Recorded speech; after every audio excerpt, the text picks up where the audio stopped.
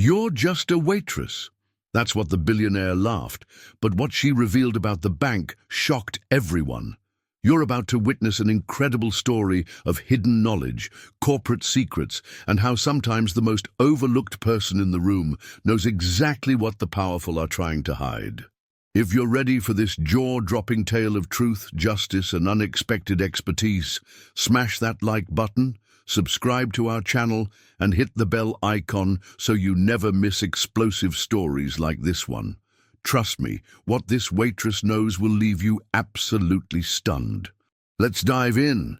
The crystal chandeliers of Manhattan's most exclusive private dining club cast prismatic rainbows across the mahogany-paneled walls as the city's financial elite gathered for what they believed would be a routine acquisition celebration. The Sterling Club, perched on the 67th floor of a Park Avenue skyscraper, had hosted similar gatherings for over a century. Powerful men making deals that would reshape entire industries while being served by staff who were expected to remain invisible. Tonight's gathering was particularly significant. Dominion Financial, led by billionaire CEO Victor Whitmore, was announcing the final details of their acquisition of Community Trust Bank, a move that would create the fifth largest banking conglomerate in the United States. At 62, Victor Whitmore commanded respect through a combination of ruthless business acumen and old money connections that stretched back 4 generations. His silver hair was perfectly styled, his handmade Italian suit worth more than most people's annual salary, and his confidence was the kind that came from never having been truly challenged by anyone he considered beneath his social station. Moving quietly between the tables, refilling water glasses and replacing dinner plates, was Elena Rodriguez. At 34, she had worked at the Sterling Club for 3 years, part of the nearly invisible army of service staff who kept Manhattan's elite comfortable while they conducted business that affected millions of lives. Elena wore the standard uniform required of all female service staff. A black dress with a white apron, comfortable shoes that wouldn't make noise on the imported marble floors, and the practiced expression of professional invisibility that allowed her to move through these gatherings without drawing attention. What the distinguished gentleman at tonight's gathering didn't know was that Elena Rodriguez held a master's degree in economics from Columbia University, had worked for 5 years as a financial analyst at the Securities and Exchange Commission, and had spent the last 8 months conducting the most thorough investigation of her career. An investigation that had led her to take a job serving drinks to the very people she was investigating. The irony wasn't lost on her as she watched Victor Whitmore hold court at the head table, regaling his associates with stories about restructuring inefficiencies and optimizing market positions, corporate euphemisms for the systematic exploitation she had uncovered during her months of painstaking research. "Eleanor," whispered Margaret Chen, the club's head server, as they passed each other near the service station. "Table 12 needs their wine glasses refilled, and Mr. Whitmore's table is ready for the dessert service." Elena nodded, grateful for Margaret's guidance. The older woman had taken Elena under her wing when she started at the club, never questioning why someone with Elena's obvious intelligence and education had chosen to work in food service. Margaret understood that people took jobs for reasons that weren't always obvious, and she respected Elena's privacy while providing the training that allowed her to blend seamlessly into the club's high-end service environment. As Elena approached Whitmore's table with a tray of crystal wine glasses, she couldn't help but listen to the conversation that was unfolding with increasing volume and decreasing discretion. The men had consumed substantial amounts of very expensive wine, and their usual caution about discussing sensitive business matters was beginning to erode. "The Community Trust acquisition is brilliant, Victor," said James Patterson, CEO of Metropolitan Holdings. "Buying them at 20% below market value. How did you manage that?" Whitmore's laugh was harsh and self-satisfied. "Let's just say that sometimes banks discover they have liquidity issues that require immediate resolution." Liquidity issues? asked Robert Chen, a hedge fund manager whose family had been clients of the Sterling Club for 3 generations. Community Trust has been profitable for 15 straight quarters. Profitable, yes, Whitmore replied, swirling his cognac with obvious pleasure. But profitability means nothing when federal regulators start asking uncomfortable questions about loan practices. Elena's hand trembled slightly as she refilled Robert Chen's water glass. What Whitmore was describing sounded suspiciously like the market manipulation she had been investigating, the deliberate creation of regulatory problems that forced healthy banks into distressed sales. What kind of regulatory questions? Patterson pressed. Whitmore glanced around the table, ensuring they were among friends before continuing. Community Trust had been making loans to, let's call them, non-traditional borrowers. Small businesses in underserved communities, first-time home buyers with limited credit history, that sort of thing. Admirable social responsibility, but it creates paperwork complications that can look suspicious to the right investigators. Elena continued her service, moving around the table with practiced efficiency while her mind raced. Community Trust's community lending programs were exactly what she had been investigating, not because they were suspicious, but because they were being systematically undermined by larger financial institutions who saw community banks' social responsibility as a competitive threat. So you helped the regulators notice these complications? Chen asked with a knowing smile. I may have mentioned to some contacts at the office of the comptroller of the currency that Community Trust's lending practices warranted closer examination, Whitmore admitted. It's amazing how quickly a bank's stock price can fall when regulators start asking questions, even if those questions ultimately prove unfounded. Brilliant strategy, Patterson said, raising his glass. Create the problem, then offer the solution. At a 20% discount, Whitmore added with satisfaction. Elena felt sick to her stomach as she realized she was witnessing a confession to exactly the kind of market manipulation she had suspected but hadn't been able to prove. Whitmore wasn't just acquiring a competitor, he was describing a deliberate campaign to destroy Community Trust's reputation and force them into a fire sale. As she moved to the next table, Elena's mind was already working through the implications. Community Trust Bank served over 400,000 customers, many of them in low-income communities that larger banks typically ignored. If Dominion Financial acquired them, those community lending programs would almost certainly be discontinued, leaving entire neighborhoods without access to affordable banking services. More immediately concerning was the method Whitmore had used to force the acquisition. Manipulating federal regulators to create artificial regulatory pressure was a serious federal crime that could result in massive fines and potential criminal charges for everyone involved.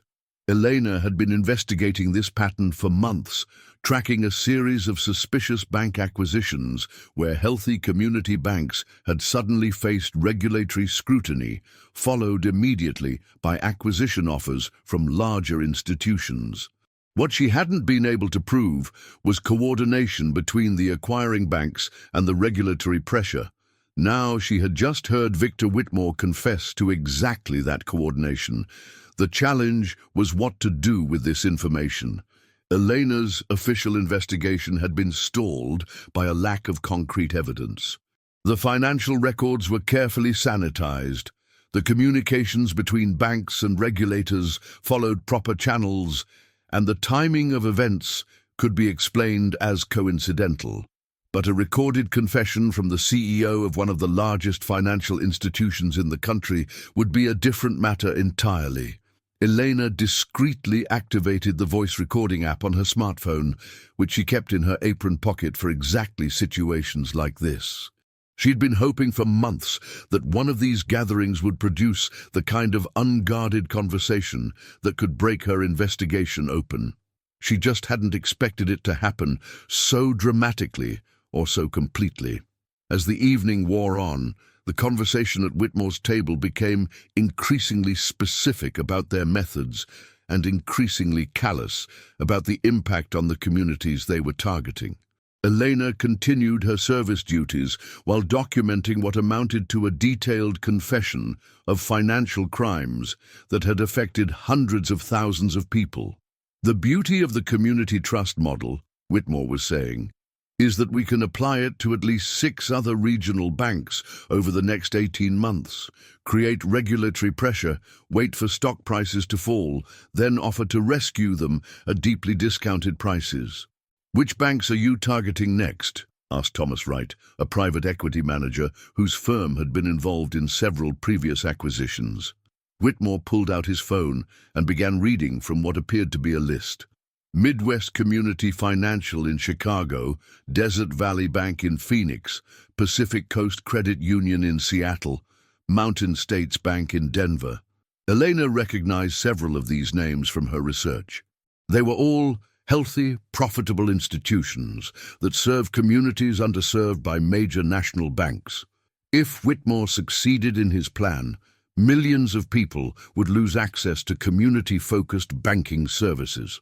As she refilled coffee cups and cleared dessert plates, Elena realized she was witnessing not just a confession to past crimes, but the planning of future ones. The recording she was making could potentially prevent the destruction of multiple community banks and protect the financial interests of millions of customers.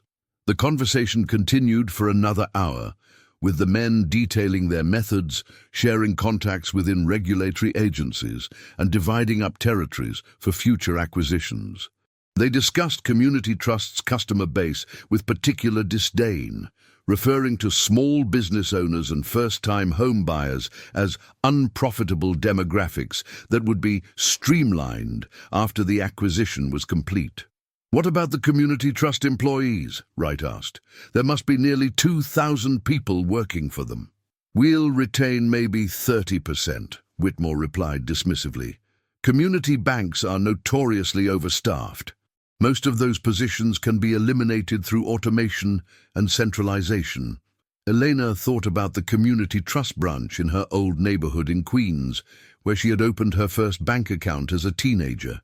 The employees there knew their customers by name, approved loans based on personal relationships rather than just credit scores, and provided financial services in Spanish for customers who weren't comfortable banking in English. All of that would disappear if Dominion Financial's acquisition went through. As the evening began to wind down and the executives prepared to leave, Elena noticed that several of them were exchanging business cards and scheduling follow-up meetings. This wasn't just drunken boasting. This was active conspiracy to commit financial crimes on a massive scale. She discreetly ended her recording and slipped her phone back into her apron pocket, her heart pounding with the realization of what she had just captured. The challenge now would be how to use this evidence effectively. Eleanor was still officially working undercover for the SEC, but her investigation had been mostly informal, conducted during her own time while working at the club to pay her bills after her SEC position had been eliminated due to budget cuts. She would need to get this recording to someone with the authority and resources to act on it quickly, before Whitmore and his associates had time to complete their planned acquisitions. As she began clearing the tables after the last guests had departed, Elena's mind was already working through her options. She knew prosecutors at the Southern District of New York who would be very interested in this evidence. She had contacts at the SEC who could launch an immediate investigation. And she knew financial journalists who could bring public attention to the story while legal proceedings were being prepared. The question was how to do all of this without revealing her identity or compromising her position at the club, which might be needed to gather additional evidence as Whitmore's plan unfolded. "Elena," Margaret Chen said, approaching with the evening's final service tasks, "you look like you've seen a ghost. Are you feeling all right?" Eleanor realized she must look as shaken as she felt. "Just tired, Margaret. It's been a long evening." Margaret studied her with the perceptive eyes of someone who had spent decades observing human behavior. "Some of these business dinners can be eye-opening, the things these men say when they think no one important is listening. The comment made Eleanor wonder if Margaret had overheard some of the conversation as well. "Have you noticed anything unusual about tonight's group?" Margaret was quiet for a moment, choosing her words carefully. "I've been working at this club for 22 years, Elena. I've seen a lot of powerful men make a lot of plans that affect a lot of people who never get to have a voice in those decisions." Elena nodded, understanding that Margaret was offering her support without asking for details. If someone hypothetically had information about something illegal they had overheard, Eleanor said carefully, "what would you think they should do with that information?" Margaret smiled knowingly. "Hypothetically, I would think that person has a moral obligation to make sure the right people hear what they heard, especially if it could help protect people who can't protect themselves."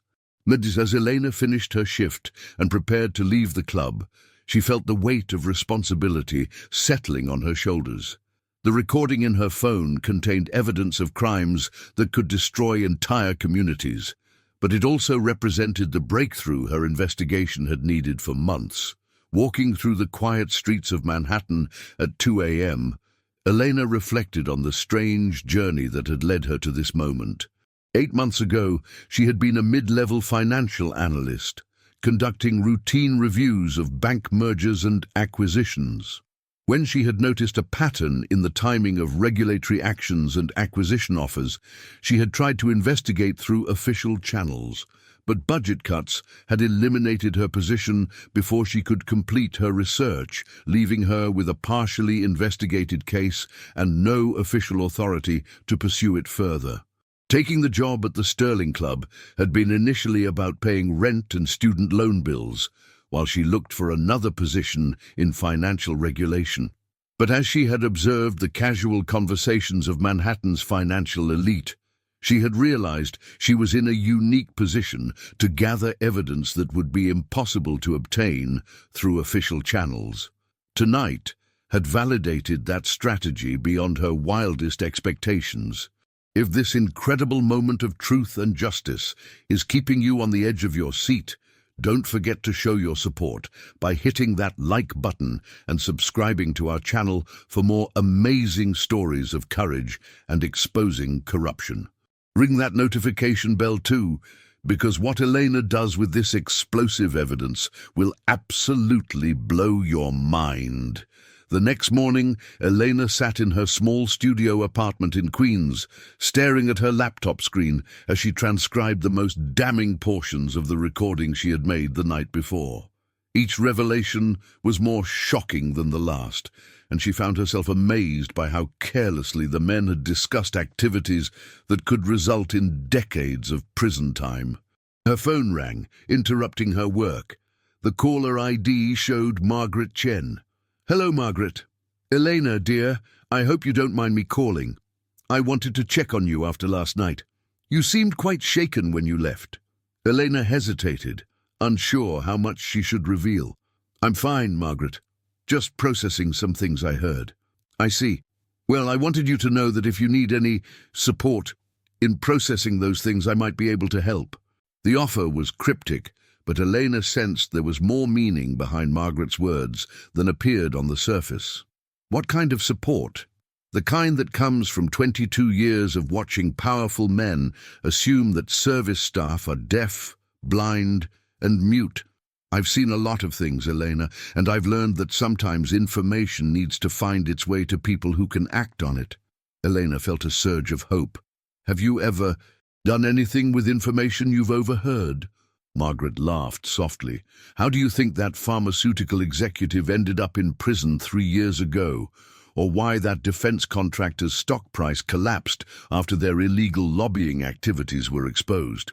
Sometimes the right journalist gets an anonymous tip based on conversations they didn't personally overhear." Elena realized that Margaret had been conducting her own form of whistleblowing for years, using her position at the club to expose corporate wrongdoing. The older woman wasn't just a head server, she was a one-person intelligence operation dedicated to holding the powerful accountable for their actions. "I think I might have overheard something last night that could help a lot of people," Elena said carefully. I thought you might have. Would you like to meet for coffee this afternoon? I know some people who might be interested in whatever you might hypothetically have heard. 3 hours later, Elena found herself in a quiet coffee shop in Brooklyn, sitting across from Margaret and two people she had been introduced to only by their first names: David, a financial journalist from the Wall Street Journal, and Sarah, who worked for something called Financial Accountability Network that Elena had never heard of, but which appeared to specialize in investigating corporate financial crimes. Margaret tells us you may have information about some questionable banking practices, David said quietly. Elena looked around the coffee shop, confirming that they were seated in a corner where their conversation couldn't be overheard. What I have goes beyond questionable. It's evidence of systematic market manipulation designed to force community banks into distressed sales. Sarah leaned forward with interest. Can you be more specific? Elena pulled out her phone and showed them the recording, explaining the context and the identities of the people involved. As David and Sarah listened to portions of the audio, their expressions grew increasingly serious. This is incredible, Sarah said when the playback ended. We've been investigating this pattern for 2 years, but we've never had direct evidence of coordination between the acquiring banks and regulatory pressure. The Victor Whitmore essentially confessed to manipulating federal regulators to create artificial problems for Community Trust Bank, David added. This is front-page material. Elena felt a mixture of relief and anxiety. What happens now? We need to move quickly, Sarah explained. If Whitmore is planning to target 6 more banks over the next 18 months, we need to alert the appropriate authorities and get this story into the public before he can execute those plans. David nodded. I can have a story ready for publication within 48 hours, but I'll need some additional confirmation. Do you think you could gather any supporting evidence? Elena thought about her upcoming shifts at the Sterling Club. Whitmore and his associates scheduled follow-up meetings. They'll probably be discussing implementation details at future gatherings. Would you be willing to continue documenting those conversations? Sarah asked. Elena realized they were asking her to continue her undercover work, but now with the explicit goal of building a criminal case against some of the most powerful people in American finance. The risks were enormous, but so was the potential to protect millions of people from financial predation. Yes, she said firmly, but I want guarantees about source protection. Absolutely, David assured her, and we'll make sure you have legal support if needed. Over the following week, Elena found herself at the center of a complex operation involving financial journalists, federal prosecutors, and advocacy organizations. The recording from Whitmore's dinner had opened doors that had been closed for months, and suddenly everyone wanted to hear what else the waitress at the Sterling Club might have overheard. The challenge was maintaining her cover while gathering additional evidence. Whitmore and his associates had scheduled 2 more meetings at the club, and Elena needed to document their planning without arousing suspicion. The first follow-up meeting took place the following Thursday, with a smaller group focused specifically on the regulatory strategy for targeting Midwest Community Financial in Chicago. Elena was able to record detailed discussions of how they planned to coordinate with contacts at the Office of the Comptroller of the Currency to create the appearance of compliance violations. The second meeting, held the following Tuesday, involved representatives from 3 private equity firms discussing the financial projections for asset-stripping Community Trust Bank after the acquisition was complete. They spoke casually about eliminating community lending programs, closing branch offices in low-income neighborhoods, and laying off employees whose positions could be automated. Each recording provided additional evidence of criminal conspiracy, but they also revealed the human cost of financial crimes that were usually discussed only in abstract terms. Elena found herself thinking about the community trust customers who would lose access to banking services, the employees who would lose their jobs, and the small businesses that would be unable to get loans after the community lending programs were eliminated. On Friday afternoon, exactly 2 weeks after the initial recording, Elena received a call from David. "We're ready to publish," he said. "The story runs in tomorrow's Wall Street Journal, and federal prosecutors are preparing to file charges on Monday. You should probably prepare for your life to change dramatically." Eleanor had been expecting this moment, but she still felt a wave of anxiety. "Will my identity be protected?" "Completely. You're identified only as a confidential source with direct knowledge of the conversations. But Victor Whitmore and his associates are going to know that someone recorded their meetings. The club's employees might face scrutiny." Eleanor thought about Margaret, who had supported her throughout the investigation without asking for recognition or protection. What about the other staff members? "We've been careful to ensure that suspicion doesn't fall on any specific individual. There were multiple service staff present at each meeting, and we've corroborated the recordings with additional sources." That evening, Elena worked her regular shift at the Sterling Club, knowing it would probably be her last. The irony wasn't lost on her that she had spent months serving drinks to people who were systematically destroying the financial security of working-class communities like the one she had grown up in. As she moved between tables, she reflected on the strange journey that had brought her to this point. The job she had taken out of financial necessity had become the most important professional work of her career. The position that was supposed to make her invisible had given her a front-row seat to witness and document crimes that affected millions of people. Most remarkably, the dismissive attitude that led men like Victor Whitmore to treat service staff as furniture had created the conditions that would ultimately destroy them. Their assumption that just a waitress couldn't understand or act on their conversations had been their fatal mistake. At the end of her shift, Margaret approached her with a knowing smile. "Big day tomorrow?" she asked quietly. "Very big day." Margaret nodded approvingly. "I'm proud of you, Elena. What you've done will help a lot of people. I couldn't have done it without your support and guidance." "That's what we do for each other," Margaret replied. "We look out for the people who can't look out for themselves." Saturday morning brought chaos that exceeded even Eleanor's expectations. The Wall Street Journal's front-page story, headlined, "Recordings Reveal Systematic Manipulation of Community Bank Acquisitions," dominated financial news across the country. By noon, federal prosecutors had announced a criminal investigation. By evening, 3 congressional committees had announced hearings. Community Trust Bank's stock price, which had been artificially depressed by the regulatory pressure, rebounded by 40% in a single day. Victor Whitmore's carefully constructed empire began crumbling with remarkable speed. Dominion Financial's stock price fell by 30% as investors realized the legal liability they faced. Several board members resigned. Major clients began withdrawing their accounts. Elena watched the coverage from her apartment, amazed by the speed with which the financial world had responded to her evidence. Her phone rang constantly with calls from reporters, prosecutors, and advocacy organizations, but she referred them all to the attorney that Sarah's organization had connected her with. The most satisfying moment came when she saw Whitmore's press conference, where he attempted to deny the allegations despite the existence of clear audio evidence of his confessions.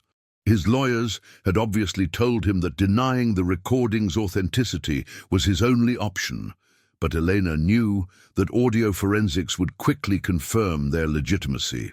3 weeks later, Elena sat in the offices of the Southern District of New York, providing testimony to federal prosecutors who were building what they described as the largest financial manipulation case in a decade. Assistant U.S. Attorney Jennifer Walsh reviewed Elena's testimony with obvious satisfaction. "Ms.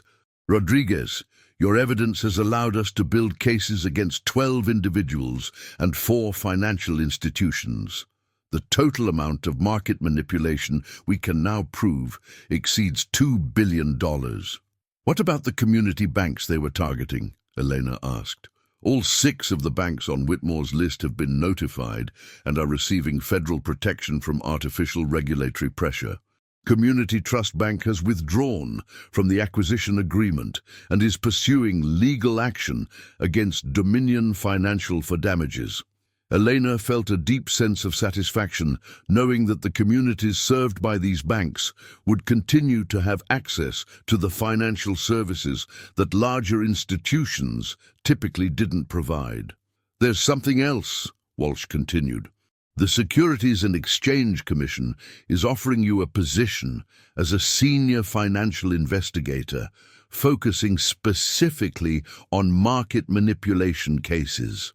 The salary would be significantly higher than your previous position, and you'd be working on cases similar to what you've just completed. The offer was everything Elena had hoped for professionally, but she found herself hesitating. Can I ask for some time to consider it? Of course. But may I ask why you're hesitating? This seems like exactly the kind of work you're passionate about. Elena thought about Margaret, still working at the Sterling Club, still listening to conversations that might need to be documented. She thought about all the other service industry workers who moved invisibly through the world of the powerful, potentially witnessing crimes that no one else could document. I'm wondering if there might be value in developing a more systematic approach to this kind of intelligence gathering, she said carefully. What I stumbled into at the club might be happening in restaurants, hotels, and private clubs across the country. Walsh's eyes lit up with understanding. You're talking about creating a network of sources within the service industry. I'm talking about recognizing that some of the best evidence of white-collar crime might be overheard by people who are systematically ignored by the people committing those crimes. 3 months later, Elena began her new position as Director of Community Intelligence for the SEC's Enforcement Division, a newly created role that formalized exactly the kind of investigation she had conducted at the Sterling Club. Her first hire was Margaret Chen, whose 22 years of experience documenting overheard conversations had made her invaluable in training other service industry workers to recognize and report potential financial crimes. The program they developed, officially called the Community Financial Protection Initiative, created confidential reporting channels for service industry workers who witnessed suspicious conversations during their employment at high-end venues frequented by financial executives. Within 6 months, the program had generated leads that resulted in investigations of insider trading, tax evasion, and market manipulation schemes that traditional regulatory approaches had never detected. Victor Whitmore was sentenced to 12 years in federal prison and ordered to pay $847 million in restitution to affected communities and investors. Dominion Financial was fined $2.3 billion and required to divest most of its recent acquisitions under federal supervision. But perhaps most importantly, the 6 community banks that had been targeted in Whitmore's scheme not only survived, but thrived, continuing to provide essential financial services to underserved communities across the country. On the 1-year anniversary of her first recording at the Sterling Club, Elena returned to visit Margaret, who had remained as head server while also consulting for the SEC's new program. "Any regrets about leaving the service industry?" Margaret asked, as they sat in the same coffee shop where Eleanor had first met with the journalists and advocates who had helped expose Whitmore's crimes. "None at all," Eleanor replied. "But I'm grateful for what it taught me about listening carefully and paying attention to people who think they're invisible." "And what about Victor Whitmore? Any regrets about bringing down a billionaire?" Elena smiled, thinking about the community trust branch in her old neighborhood that was still serving customers in both English and Spanish, still making loans to small businesses, still treating each customer as an individual, rather than a credit score. "He was wrong about one thing," she said finally. "What's that?" "I was never just a waitress. I was an economist with a master's degree who happened to be serving coffee. But more importantly, there's no such thing as just a waitress. Every person doing honest work deserves respect, and every person paying attention can make a difference." Margaret raised her coffee cup in a toast. "To all the invisible people who see everything." Eleanor raised her cup as well. "And to the power of listening carefully to conversations that people think don't matter." As they sat in the afternoon sunlight, Elena reflected on how profoundly her life had changed since that evening when she had overheard Victor Whitmore's casual confession to financial crimes affecting millions of people. The woman who had been dismissed as just a waitress had exposed the largest market manipulation scheme in banking history, protected 6 community banks from predatory acquisition, and created a new model for detecting white-collar crime that was already being replicated by regulatory agencies around the world. But perhaps most satisfying was knowing that somewhere in Queens, small business owners were still getting loans, first-time home buyers were still achieving their dreams of home ownership, and community banks were still treating their customers as neighbors rather than numbers. Sometimes the most important conversations are overheard by people who are supposed to be invisible, and sometimes just a waitress is exactly the person the world needs to listen to. This amazing story of courage, intelligence, and justice shows us that heroes come in all forms, and sometimes they're serving your coffee while fighting to protect your community. If this incredible journey of exposing corruption and protecting the vulnerable inspired you, please share that feeling by hitting the like button and subscribing to our channel for more powerful stories about everyday people doing extraordinary things. Don't forget to ring that notification bell, because you never know when the person serving your table might be the one person brave enough to stand up to billion-dollar corruption. Remember, there's no such thing as just anything. Every honest job has dignity, and every person paying attention can change the world. Until next time, keep listening, keep watching, and keep believing in the power of truth.